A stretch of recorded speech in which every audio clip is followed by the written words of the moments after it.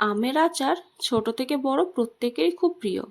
আজ আমি তোমাদের আমের আচার বানিয়ে দেখাবো, যেটা রোদে দেওয়ার ঝামেলা ছাড়াই খুবই অল্প সময়ের মধ্যে তোমরা বানিয়ে ফেলতে পারবে। তো চলো আর দেরি না করে রেসিপিটা ঝটপট দেখে নাও। তবে তার আগে একটা ছোট্ট রিকোয়েস্ট, যেসব বন্ধুরা আমার চ্যানেলে নতুন তারা অবশ্যই চ্যানেলটা সাবস্ক্রাইব করে দিও। আর যেসব বন্ধুরা আমার চ্যানেলটা অলরেডি সাবস্ক্রাইব করে রেখেছো তাদের অনেক অনেক অনেক ধন্যবাদ। তো চলো শুরু করা যাক। তো আমি এখানে আচার বানানোর জন্য 1 কেজি মতন আম নিয়েছি। তো এখানে আমার 1 কেজি আম 5টা হয়েছে। তো এই আমগুলো আমি কেটে তোমাদের দেখাবো। তো চলো আমগুলোকে এবার কেটে নেওয়া যাক। পারফেক্ট আমের আচার বানানোর জন্য পুরো ভিডিওটা কিন্তু প্রথম থেকে শেষ পর্যন্ত দেখতে হবে বন্ধুরা। তো চলো আমি এখানে একটা বটি নিয়ে নিয়েছি। এবার আমি কি করব, প্রথমে আমের বোঁটাটাকে কেটে ফেলে দেব। তারপর খুব ভালোভাবে আমের খোসাগুলো আমি ছাড়িয়ে নেব। তার কারণ যদি আমরা ভালোভাবে খোসাগুলো না ছাড়াই আর আমের সবুজ অংশ থেকে যায়, তো সেক্ষেত্রে কী হবে, খোসার সবুজ অংশগুলো থাকার কারণে আমাদের তেতো লাগতে পারে। ওই কারণেই আমরা খুব ভালোভাবে ছাড়িয়ে নেব। তো দেখো বন্ধুরা, আমি খুব ভালোভাবে আমটা ছাড়িয়ে নিয়েছি। এবার আমি কি করব, এটাকে মাঝখান থেকে 2 টুকরো করে নেব। এরপর এই দেখো আমি এখানে আমের বীজটা ফেলার চেষ্টা করলাম কিন্তু পড়লো না। তার জন্য আমরা কি করব, আমটাকে আবারও মাঝখান থেকে চিড়ে নেব, তাহলে খুব সহজে আমের বীজগুলো ফেলা যাবে। তারপর আবারও এগুলোকে দুচির করে নেব, মানে একটা আম আমার 8 পিস হবে। তো এইভাবে আমি এগুলোকে টুকরো করে নেব। তো সবগুলো আম আমি চলো কেটে নিয়ে ফিরে আসছি। তো দেখো বন্ধুরা, আমি এখানে সমস্ত আম কেটে ভালো করে ধুয়ে নিয়েছি। তারপর এগুলো একটা সুতির কাপড় দিয়ে ভালোভাবে মুছে নিয়েছি। আমের গায়ে যেন কোনো রকম জল থাকে না, সেটা খেয়াল রাখতে হবে, নইলে কিন্তু আমাদের আমের আচারটা বেশি দিন ভালো থাকবে না। তো আচার ভালো রাখার জন্য জলটা আমাদের অবশ্যই ভালোভাবে শুকিয়ে নিতে হবে। তো চলো বন্ধুরা, আচার বানানো শুরু করা যাক। তো আচার বানানোর আগে আমি এর মশলাটা তৈরি করে নেব। তার জন্য একটা শুকনো কড়াইতে দিয়ে দেবো 4টে শুকনো লঙ্কা, 1 চামচ 5 ফোড়ন, হাফ চামচ কালো জিরে আর 1 চামচ মৌরি। এবার আমি এই সমস্ত উপকরণগুলোকে খুব ভালোভাবে কড়াইতে কিছুক্ষণ নেড়ে নেব ও একটু ভেজেও নেব। হালকা ভাজা হয়ে গেলে আমরা এগুলোকে নামিয়ে নেব।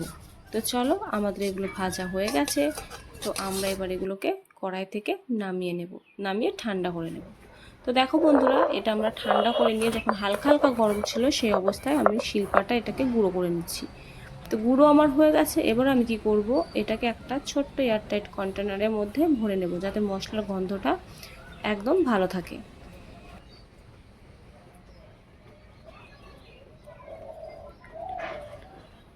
তো হয়ে গেল আমাদের মশলা গুঁড়ো। এবার আমরা তৈরি করব আচার। তার জন্য কড়াইতে আমি দিয়ে দেব সর্ষের তেল। আচার কিন্তু সর্ষের তেলে সব থেকে ভালো হয় বন্ধুরা। তো এবার সর্ষের তেলটা গরম করে এর মধ্যে দিয়ে দেব আমি 1 চামচ মতো পাঁচফোড়ন। পাঁচফোড়নটা একটু লাল লাল হয়ে গেলে দিয়ে দেব 10টা চেরা কাঁচা লঙ্কা। কাঁচা লঙ্কার পাঁচফোড়নটা আমি একটু ভালো করে নেড়ে চেড়ে এর মধ্যে দিয়ে দেব আগে থেকে ধুয়ে কেটে জল ঝরিয়ে রাখা সেই আমগুলো। আম দেওয়ার পর আমি এর মধ্যে দিয়ে দেব 1.5 চামচ নুন আর দেব 1 চামচ হলুদ। এবার আমি খুব ভালোভাবে নুন আর হলুদ দিয়ে আমটাকে কষিয়ে নেব। এইভাবে আমটা কষাতে কষাতে কিন্তু আমটা সিদ্ধ হয়ে যাবে। এতে কিন্তু কোনো রকম জল আমরা ব্যবহার করব না বন্ধুরা। নুন থেকে নুন দেওয়ার পর আম থেকে যে জলটা ছাড়বে তাতে আমাদের আম সিদ্ধ হয়ে যাবে।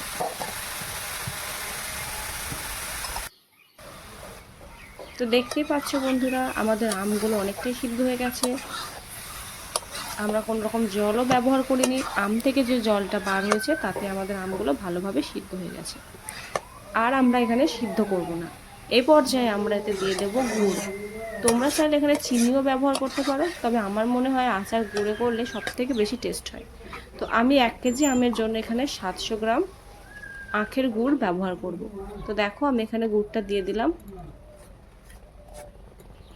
এবার খুব ভালোভাবে গুড় আর আমগুলোকে আমি একসাথে মিশিয়ে নেব। আমার ভিডিও যদি তোমাদের একটু হেল্পফুল বলে মনে হয় বন্ধুরা, তাহলে আমার ভিডিওতে অবশ্যই একটা লাইক করে দিও, কারণ তোমাদের এই একটা লাইক আমাকে পরবর্তী ভিডিও বানানোর জন্য উৎসাহিত করে। আর তোমার বন্ধুদের সাথে এই রেসিপিটা অবশ্যই শেয়ার করো। তো তো দেখো বন্ধুরা, আম আর গুড় একসাথে মেশানোর পর যেহেতু আমরা গুড় দিয়েছি তার জন্য আমাদের অনেকটাই গুড়টা একদম জলের মতন হয়ে গেছে। তো আমাদের কি করতে হবে, এটাকে জাল দিয়ে ফুটিয়ে নিতে হবে ভালো করে।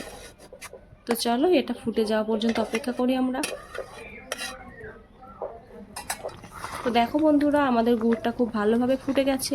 এইভাবে ফুটিয়ে ফুটিয়ে আমাদের কি করতে হবে, যখন গুড়টা অনেকটাই পরিমাণে কমে যাবে আর আমটাও সিদ্ধ হয়ে যাবে, তখন আমি ফিরে আসছি। তো চলো আমি ভালোভাবে জাল করে আমটা সিদ্ধ করে নিই আর গুড়টা একটু পরিমাণে কমিয়ে নিই।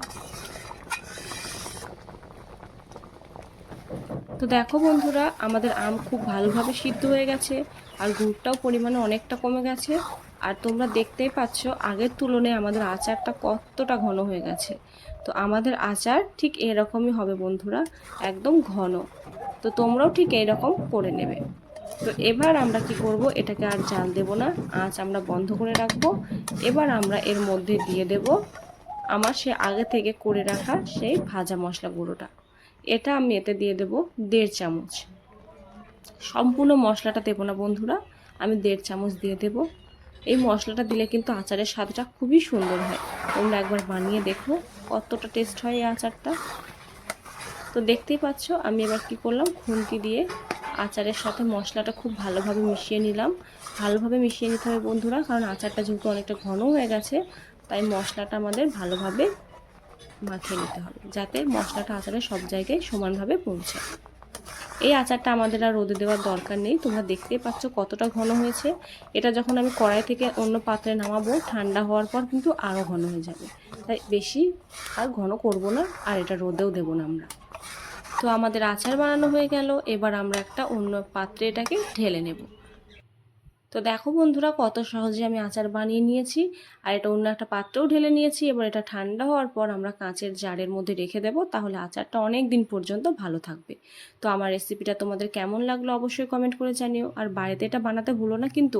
এটা তোমরা ভাত, রুটি সব কিছুর সাথে খেতে পারো। তো আজ এই পর্যন্তই বন্ধুরা, আবার দেখা হবে নেক্সট ভিডিওয়। বাই।